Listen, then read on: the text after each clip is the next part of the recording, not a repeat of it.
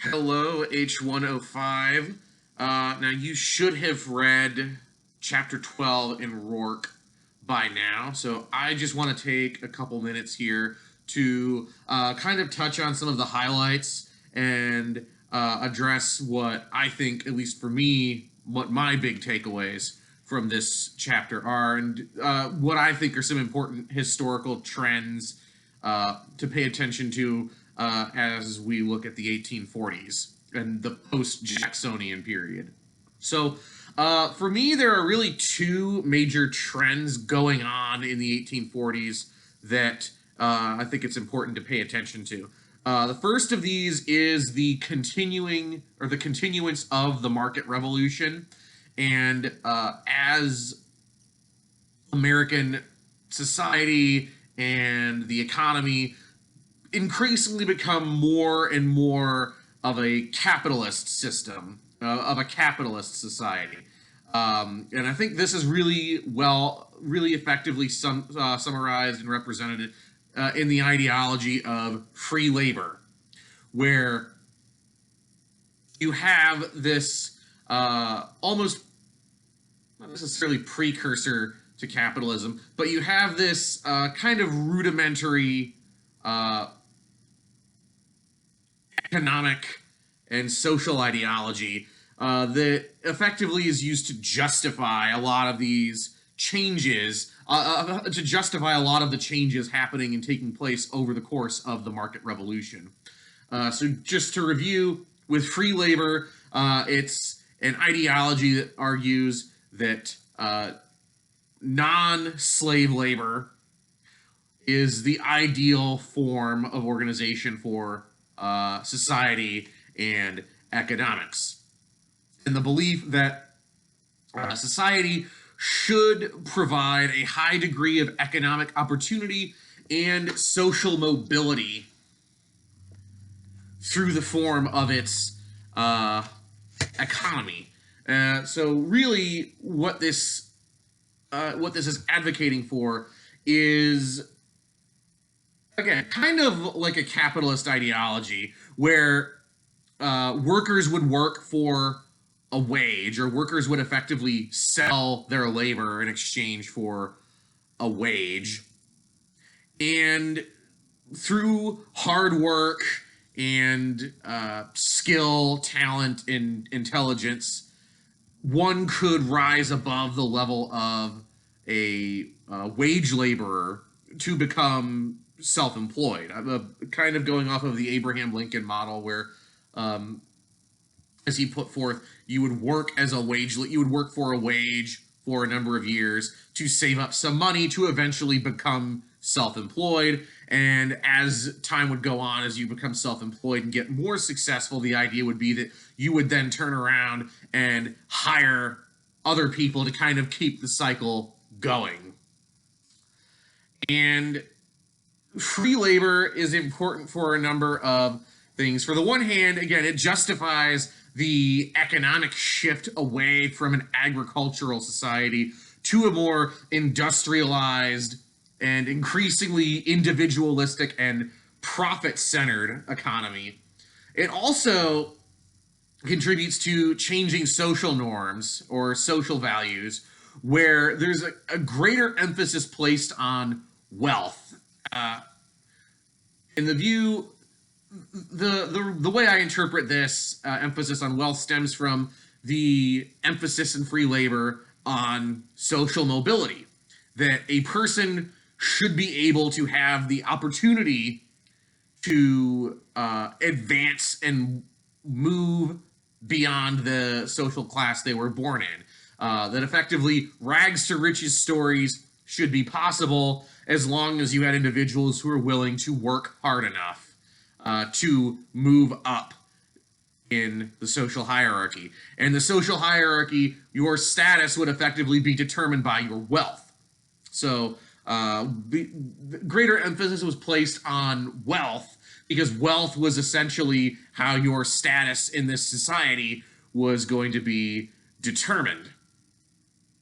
This goes back to what I had said earlier, where wealth was viewed as a sign of good character and good work ethic, while poverty was viewed as almost like a moral failing or a character weakness within a person.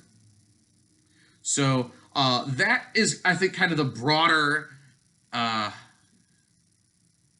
effects or impacts of free labor, as it both contributes to, as it effectively contributes to America transitioning to a more industrial capitalist type of society.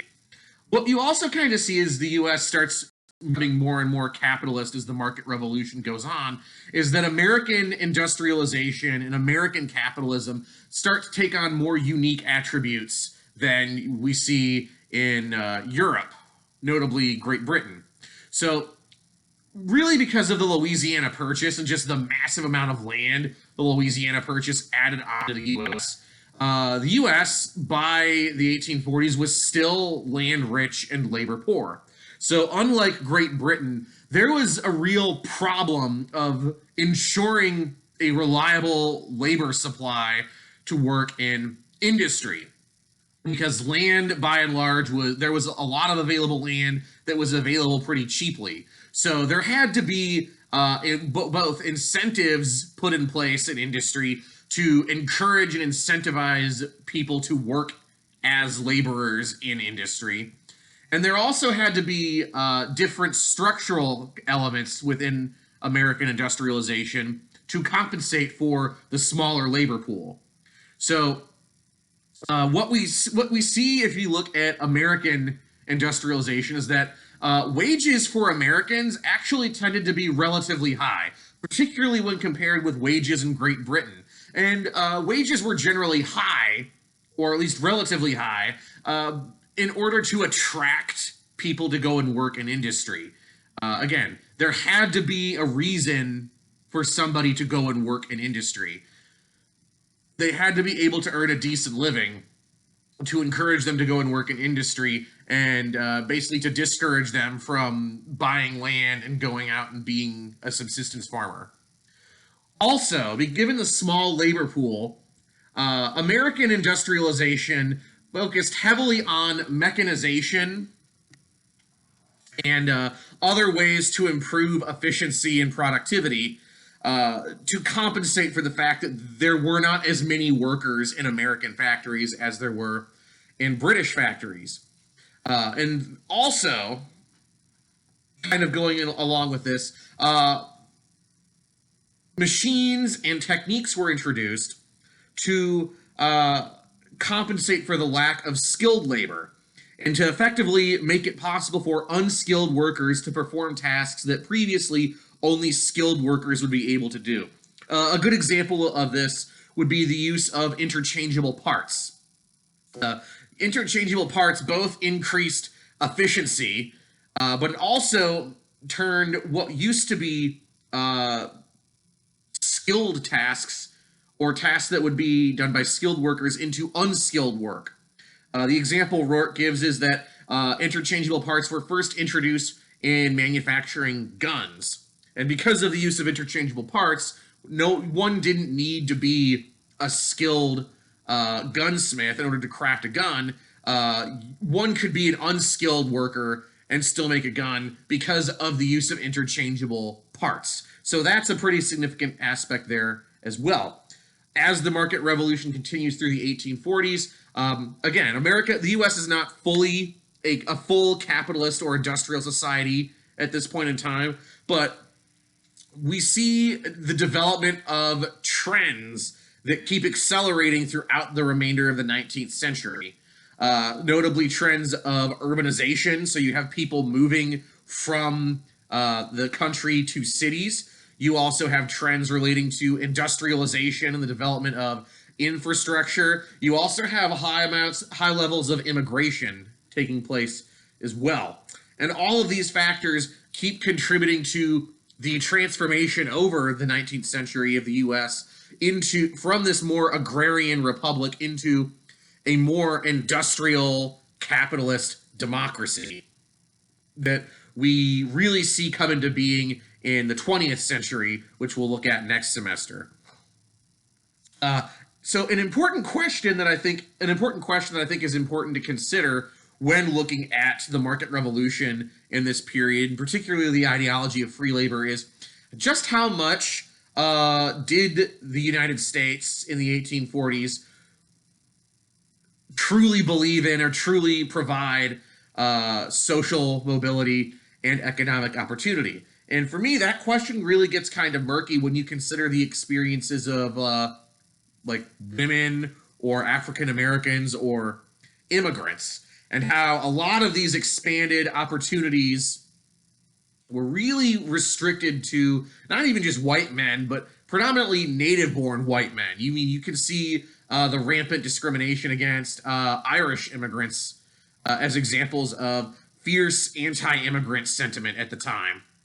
So those, I think, are important factors to consider when evaluating just how much opportunity and how, what I would even consider, how democratic the market revolution really was during the 1840s. The second major trend I noticed during this period is that of expansion and manifest destiny, where we really see almost not necessarily the conclusion of manifest destiny, but the ramping up or the escalation of manifest destiny beyond what had happened in the Jeffersonian era through the Louisiana Purchase. So there are a number of major expansionist events that take place during this period. You have John Tyler's annexation of Texas after the large American immigrant population in Texas broke away from Mexico. In addition to Tyler's annexation of Texas, you also have Polk mediating the dispute with Great Britain over the boundary in the Oregon country, where effectively the border was split, where the U.S. got what would be present day Oregon and Washington, while present day Vancouver and British Columbia became a part of British Canada. So there was kind of a split of a split. The difference was kind of split in regards to Oregon. However, I think the big elephant in the room when we're looking at expansion during the 1840s is the Mexican-American War, and how Polk effectively, when he realized that he would be unable to buy California and New Mexico from Mexico, resorted to effectively starting and fighting a war with Mexico to get that territory from them. And the Mexican-American War in particular, but also to lesser extents, the Texas, all the stuff surrounding Texas with, again, the Texan Revolution and then Tyler's annexation of Texas, kind of brings up a number of more interesting questions about expansion that we had actually kind of touched on earlier last week, where is it ever justifiable for a democratic nation to ever expand? And how democratic was Manifest Destiny? How much did that really contribute to expanding democracy? And how did expansion contribute to the lives of average Americans? And particularly what happens with the California Gold Rush in 1848, 1849, and how that sparks a massive wave of immigration out west, or migration out west, excuse me.